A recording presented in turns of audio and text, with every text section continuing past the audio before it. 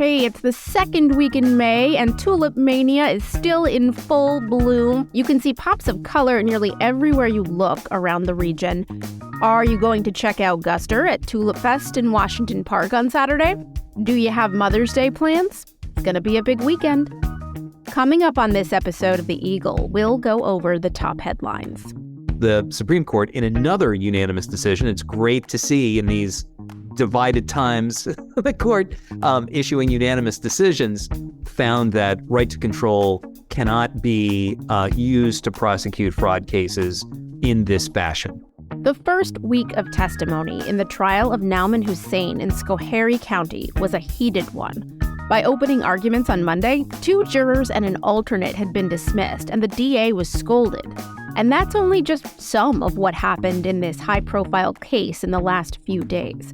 We'll go over the latest developments. It was mostly people just sort of establishing the fact that Nauman had this limousine business and that he allegedly wasn't following, state limo laws up until the crash.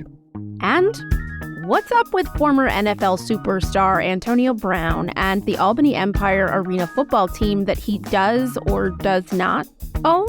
We'll talk about it. Who is Antonio El-Allah? Say that again? Who is Antonio El-Allah? That's a good question. This is The Eagle, a Times Union podcast. A look inside our newsroom. I'm Jessica Marshall.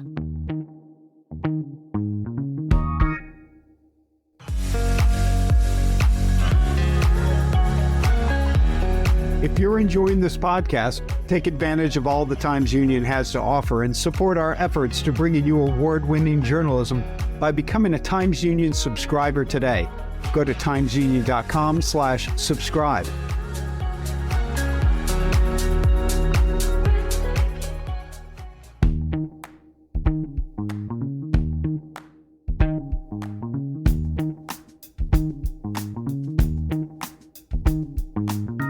Welcome to The Eagle. I'm Jessica Marshall.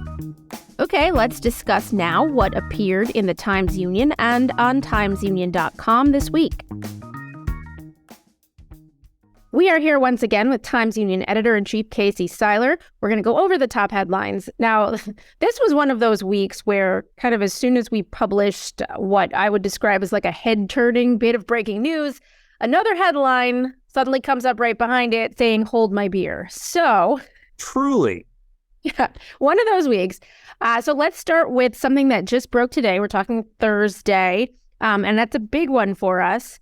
The U.S. Supreme Court just handed down a decision that tosses the convictions of Joe Percoco and Elaine Caballeros. Tell us all about it. Yeah, elements of those convictions. In the case of Joe Percoco, former Governor Andrew Cuomo's once closest aide and confidant, I don't think that's overstating it, they tossed out a corruption charge that was based on what is known as the Honest Services Statute. The Honest Services Statute basically says that, in this case, the public is entitled to the honest services of essentially public workers. The argument that Percoco made on this charge, he was convicted of multiple charges, but on this one charge, what he said was, I was not in government, I was not a public servant in those months in 2014 when I was assisting these developers in securing government favors for them. Therefore, I should not be prosecuted under the Honest Services Statute. The court unanimously, in this case, concluded that that was true, that the jury instructions on this charge were not accurate, and therefore that charge needs to go back to the lower court, which essentially means it's tossed. I would find it highly unlikely that federal prosecutors would try to bring this charge again after the Supreme Court decision. Percoco, of course, went to prison, was in for, I think, a little bit less than 2 years. Then he was released to a halfway house. So he has done time. Now, in the case of Elaine Caballeros and a number of upstate development executives, This was a related case, once again brought by former Manhattan federal prosecutor Preet Bharara, back before he was fired by former President Trump. The prosecution there involved basically a pay-to-play scheme, and the prosecution depended upon what is known as the right to control theory. That is the idea that if you or I were serving on the board of a development entity, let's say, such as the one that made the decisions for the SUNY entities that were building nanofab and other high-tech developments across upstate, that we had the right to the proper and true information to make decisions, such as to sign contracts with developers, for example. Now, the right to control theory, as it is known, is very controversial. And basically, the Supreme Court, in another unanimous decision, it's great to see in these divided times, the court issuing unanimous decisions, found that right to control cannot be used to prosecute fraud cases in this fashion. So the case against Calleros and these executives appears to be thrown out entirely. Once again, returned to the lower court, but highly unlikely that it's going to result in a prosecution. Calleros's appeals kept him out of prison for many years, or a couple of years after he was convicted. He went in very briefly, but as soon as the court said that it was going to hear the appeal, he was released, along with these development executives as well. So a remarkable change in circumstance. Yes, and it's a very complicated story that we've been covering for many years. So check out timesunion.com for our excellent reporting on it today, and then reporting on it in the past for kind of the full history of it all. Let's move on down to Orange County, where a couple dozen asylum seekers have arrived in Newburgh. And this is after many days of confusion. They were coming from New York City. There are some that have arrived, but can you kind of tell us what is the situation with that ongoing story? Yeah, amid the migrant surge that is centered on the southern U.S.-Mexico border, New York City's public services are becoming overwhelmed. Mayor Eric Adams is seeking to find other temporary residences for a number of asylum seekers. Asylum seekers are a subset of the migrants who have crossed the border. These people are documented because they are asylum seekers as opposed to undocumented immigrants. And this has resulted in serious pushback from elected officials, specifically Republican county executives in Orange and Rockland County, who have declared states of emergency that block the hotels and motels that might house these people from striking those deals. They make the legal argument that these folks are transient and therefore should not be, sort of housed even short term in these hotels. What has resulted is the first load of migrants, busload of migrants, arrived from New York City about 10:30 in the morning on Thursday. We're talking just a couple of hours later. Lana Bellamy of our Hudson Valley team has been following the kind of media circus, the activists who are collected there, and these folks who have traveled hundreds, thousands of miles, who now find themselves at the center of this controversy. We should also note that on Tuesday, Governor Kathy Hochul declared a statewide state of emergency related to New York City getting essentially overmatched, overwhelmed. And that state of emergency will allow for the speeding of funds to enhance resources to assist municipalities in trying to provide services to these people. I'm sure there'll be more to come there.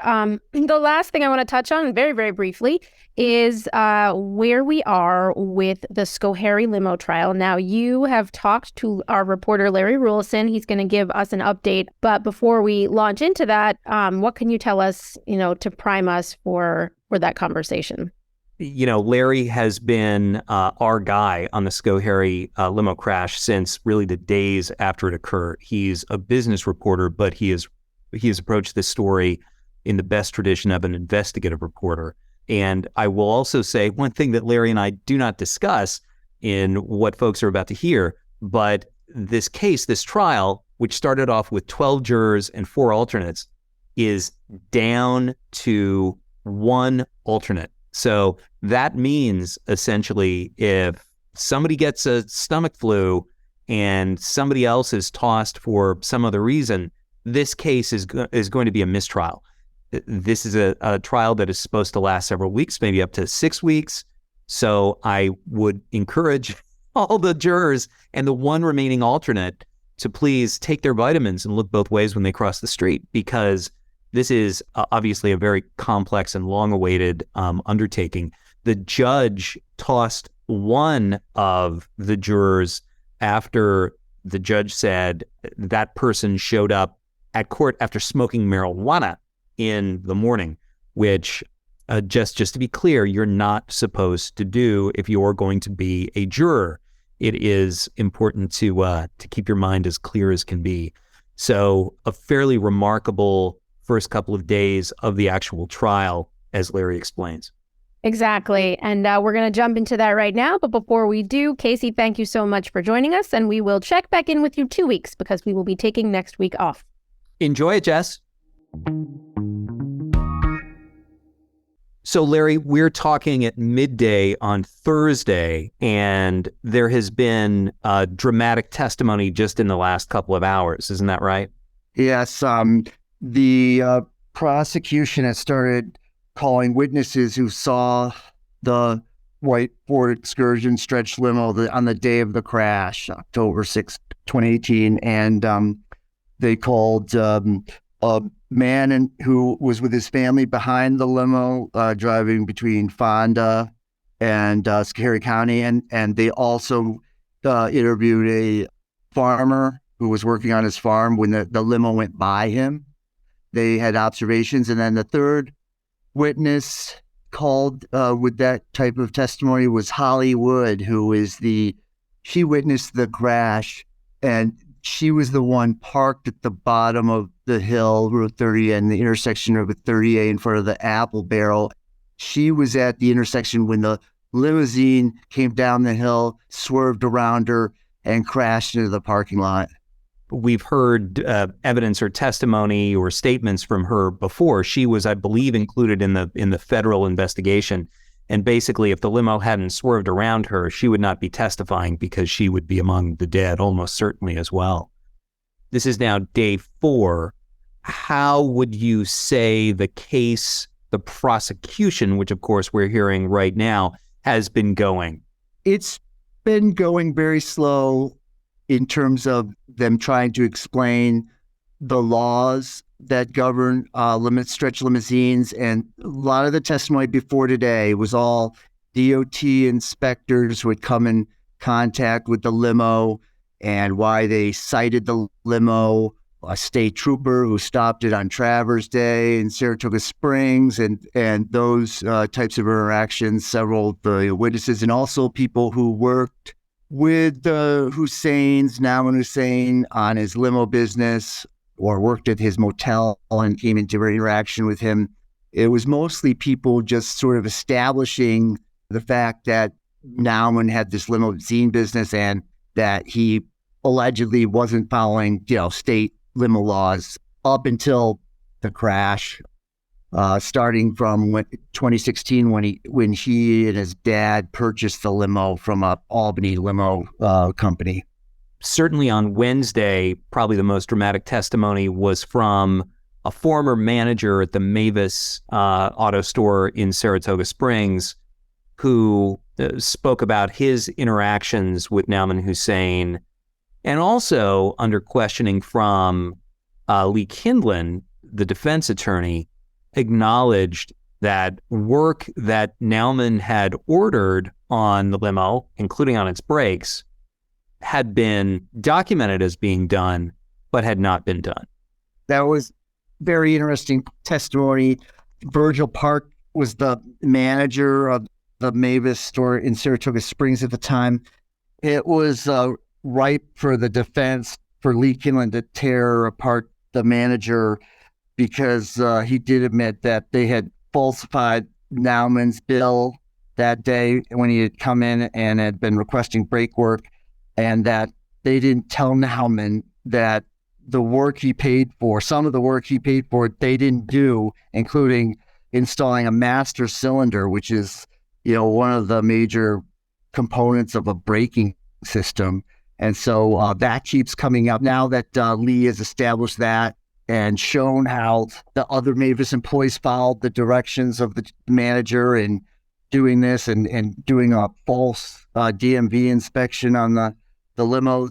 That's given Lee ammunition for throughout the trial. Almost every time he cross-examines another witness that has something to do, some had knowledge of cars, and he brings that point back up again. Have you ever paid for brake work and not gotten it done?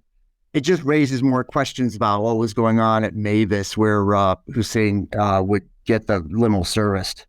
We've heard about the sort of inspection, the repairs, the enforcement efforts, such as they were prior to the accident. Today, we're hearing about the accident. This is supposed to be a 6-week trial. What do you think the prosecution's case is going to turn to in the days to come? What are we going to be talking about a week from now? Who are the witnesses going to be? Do you have a sense at this point?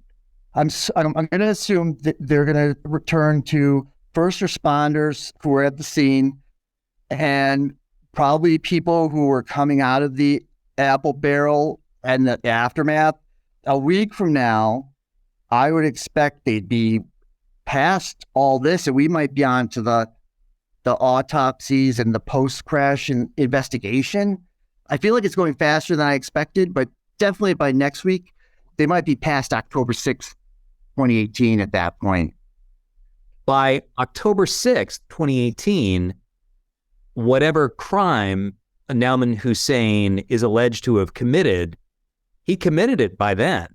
In other words, that while the crime scene is obviously germane, is there more information that we're going to be hearing about Nauman's alleged bad acts before, Yeah, I guess I would have expected that before, but yeah, you're right. Since the judge sealed the case, he made a 20-page ruling he talked about today about his ruling on what evidence is going to be allowed, and that includes the bad acts. So honestly, I have no idea. There's a lot of things that have been skipped over that I was anticipating that hasn't happened. Maybe it'll happen later, but as far as I know, I just don't know what the judge has ruled is allowed to be talked about. And those, Hussain's alleged bad acts going back were on the table, I know, from a previous public hearing, but it's tough to say. I mean, up until now, most of the witnesses who interacted with Hussain generally said he was a nice person. There hasn't been a lot of testimony that he was some brazen criminal. I don't know if that's going to happen. It's tough to say from my point of view. A last question, because I know you have to get back into the courtroom. Have you spoken to any of the families of the victims? Do you get a sense of how they think it's been going? Yesterday, I talked to one of the family members. It was right after the questioning of one of the Mavis witnesses who, was being screamed at by Lee Kimblin. And he just said, I felt like I just got beat up. But I know that they don't like Mavis. And, but, today people were crying with the testimony of Hollywood, that witness who was parked at the bottom of the hill when the limo went by. So reality is setting in now that they're going to be hearing soon about the deaths of their children. Larry, we really appreciate it, and take it easy. This is a marathon, not a sprint, and thanks for the good work. Yeah, thanks, Casey. As always, you can learn more about all of the topics and the issues that we discuss on this podcast at timesunion.com or on any of our social channels. After the break, Antonio Brown owns the Albany Empire arena football team. Sort of. It's complicated. We'll discuss.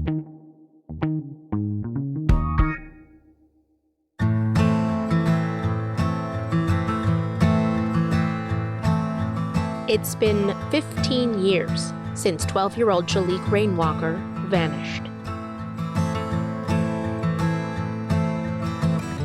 His disappearance from rural upstate New York was ruled a probable child homicide. But no one has ever been charged, and his body has never been found.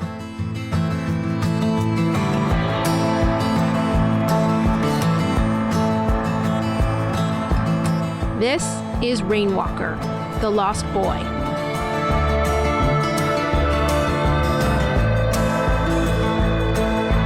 I'm Jessica Marshall. And I'm Wendy Libertor. In this podcast from the Times-Union, we'll take a deep dive into this mystery, the case of a missing child that has unsettled New York's capital region and beyond for more than a decade. Available now, wherever you listen to podcasts.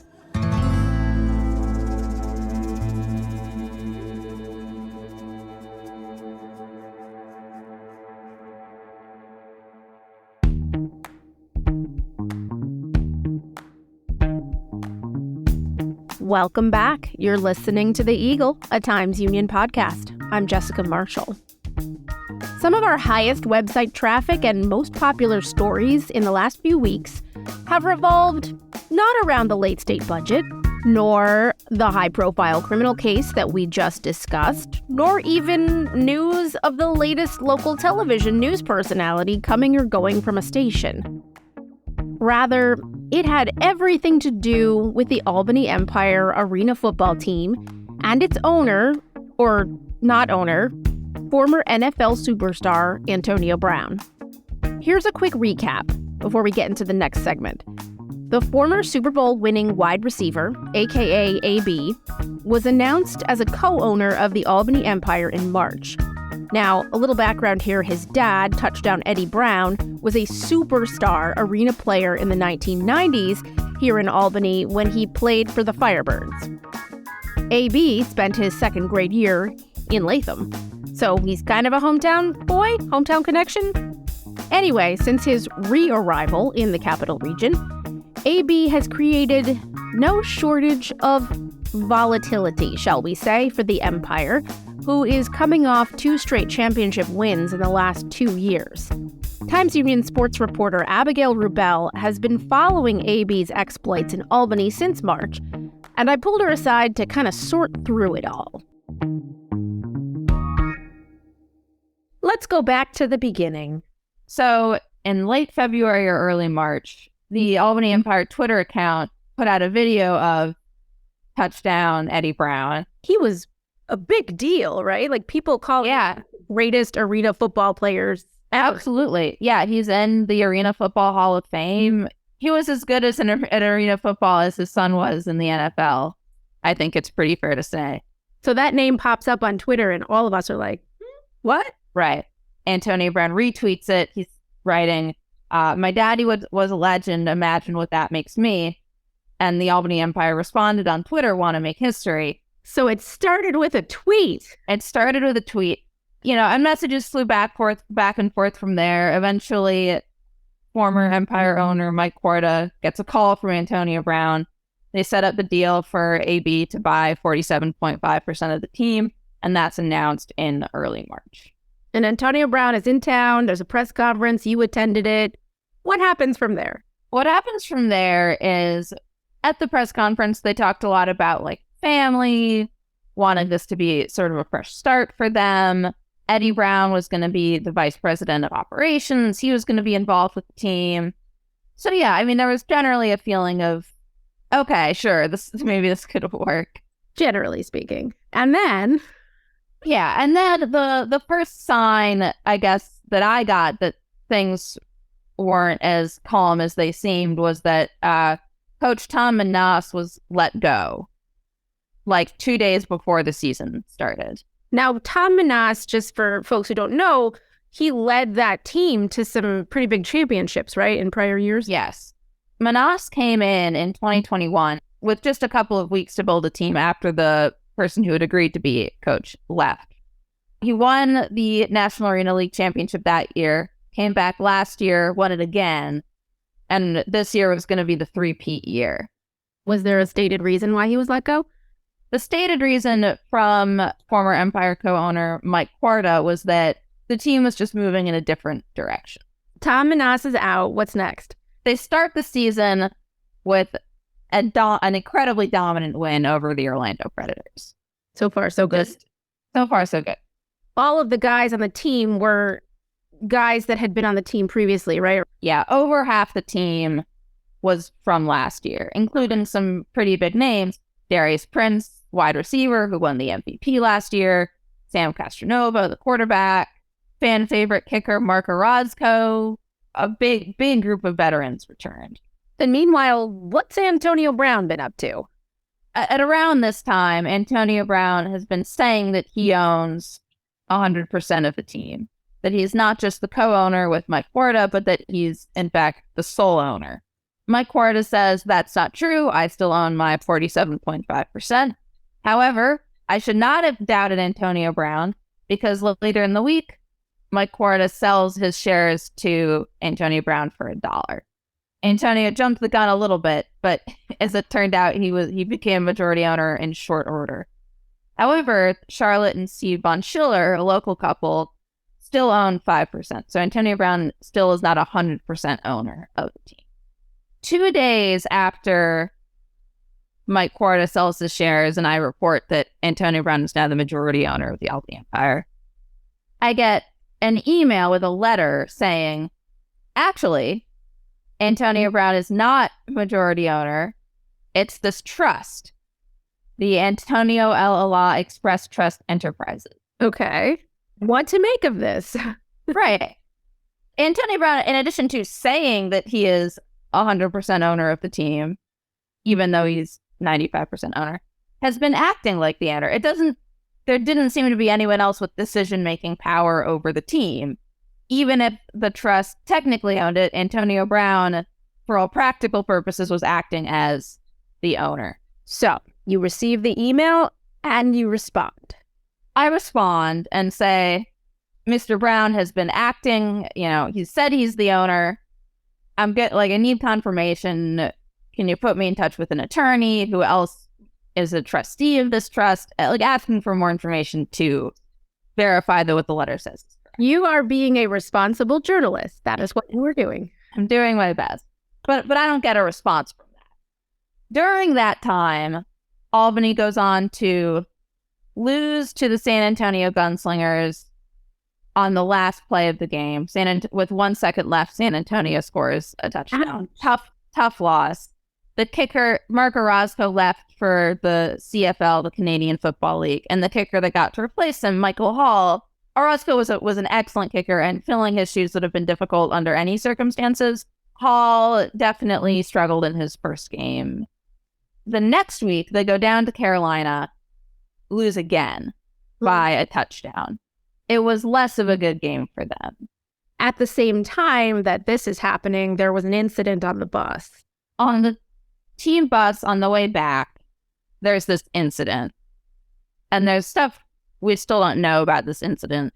But what we do know is that it ended with a fracas in which the kicker, Michael Hall, who again had a not fabulous game, was punched by one of the other players and filed a police report when they got back to Albany.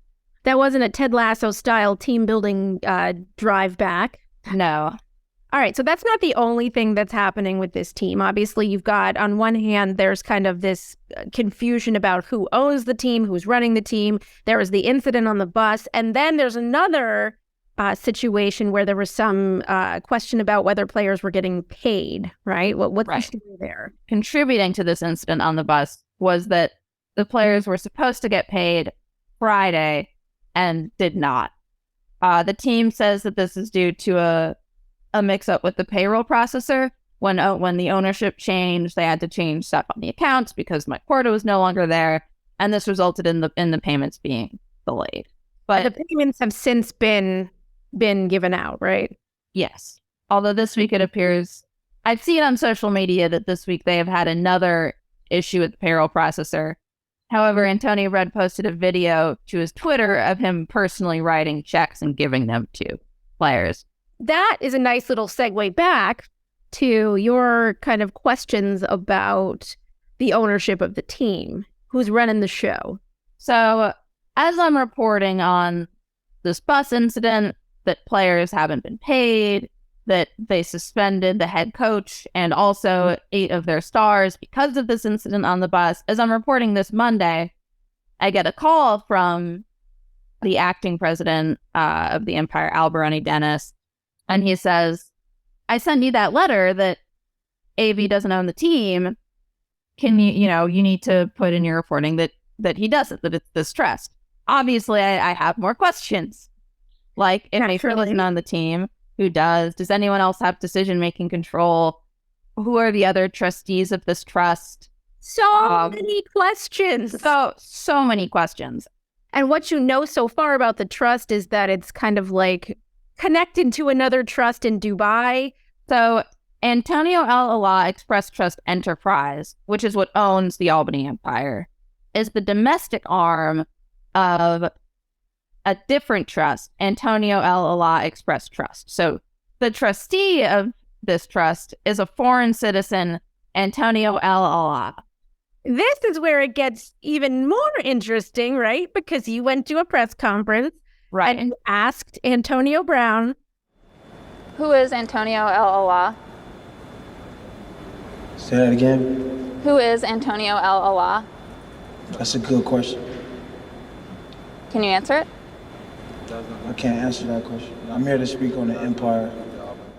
But that then leads to another kind of confounding statement that he's making about himself and where he was born, right? Is that right?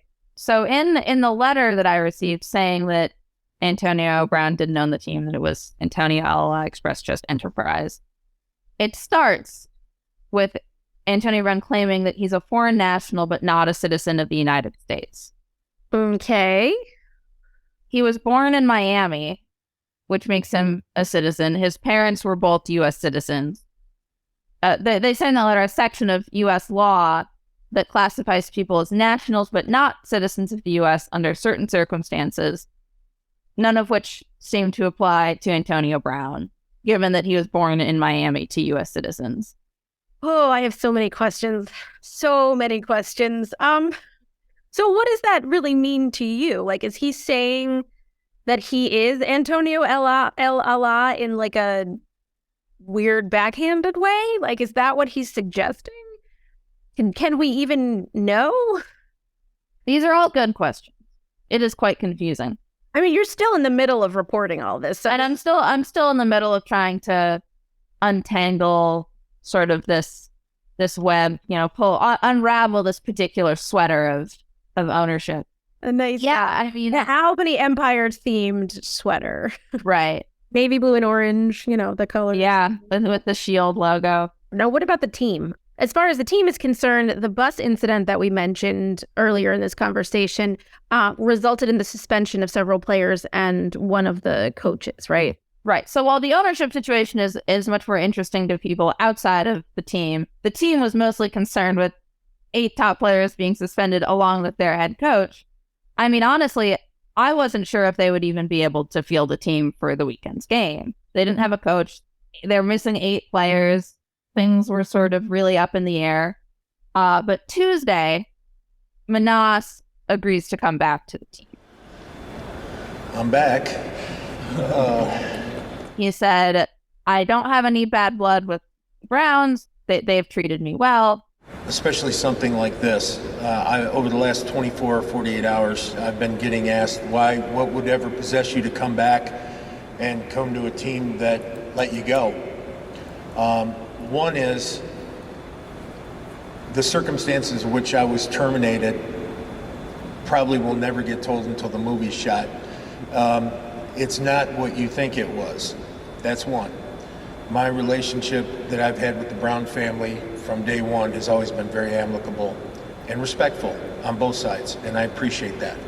Keeping arena football in Albany is really important to me. I don't want to see it fail. I feel I owe it to the fans who loved me so much. So Manas lands in Albany Wednesday.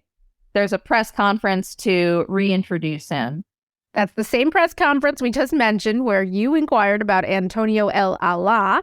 For those of you following this convoluted web of events at home. So Manas has just a few days to put kind of a whole new team together and prepare a lot of these players, most of whom have never played arena football before, to play a game on Saturday. So Manas agrees to come back Tuesday, arrives Wednesday, there's that press conference, has his first practice Thursday, about 2 hours of practice with not the full team there. People are still flying in. Wow. Another 2.5 hours of practice on Friday, and then they play Saturday. Dare I ask how they did? They actually did pretty well. The team they were playing was 0-3. The matchup was probably about as good as they could have hoped for, given the circumstances. It was tied after halftime. The defense made some really good stops. The offense struggled a little bit. The quarterback, Roland Rivers, struggled a little bit adjusting to the timing of the arena game. Oh, so the quarterback was new to arena football? Right. The quarterback had never played arena football before. Okay, so they lose. But it's a close game. And it's early in the season, so it's still possible that they could have a miraculous comeback. Could they turn it all around and, pull out another championship? There are only 7 teams, and the top 4 make the playoffs. Even coming in, you've got a decent shot at it. Well, that's hopeful. That's a very hopeful element. Yeah. And Manas said after the game, his goal for the team is to go 11-3. They're 1-3 now. He wants to go 11-3. There's always drama, right? I want to say with every football team and every football season, there might be some element of drama early in the season that irons itself out by the end. I mean, I watched Ted Lasso. I know how that works. But in terms of where we are now with kind of your reporting on this overall situation, what's the latest that you can kind of give us? I'm continuing to dig into this ownership stuff.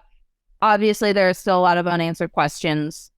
As far as the team goes, they have a bye this week, and then they're back on May 20th as their next game. They travel to Jacksonville to face former Albany quarterback Samuel Castronova, who is signed with the Sharks. Oh, there's some drama there too, I'm sure.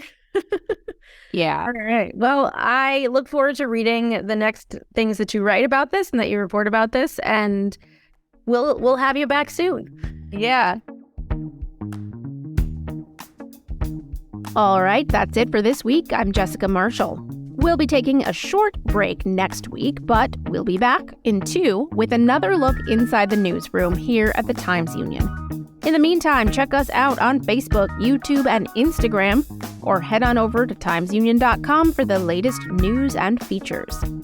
The Eagle is a production of the Times-Union. It's produced and edited by me, Jessica Marshall, with help from the Times-Union digital team and the newsroom. Special thanks this week to Casey Seiler, Larry Rulison, and Abigail Rubel for their contributions to this episode.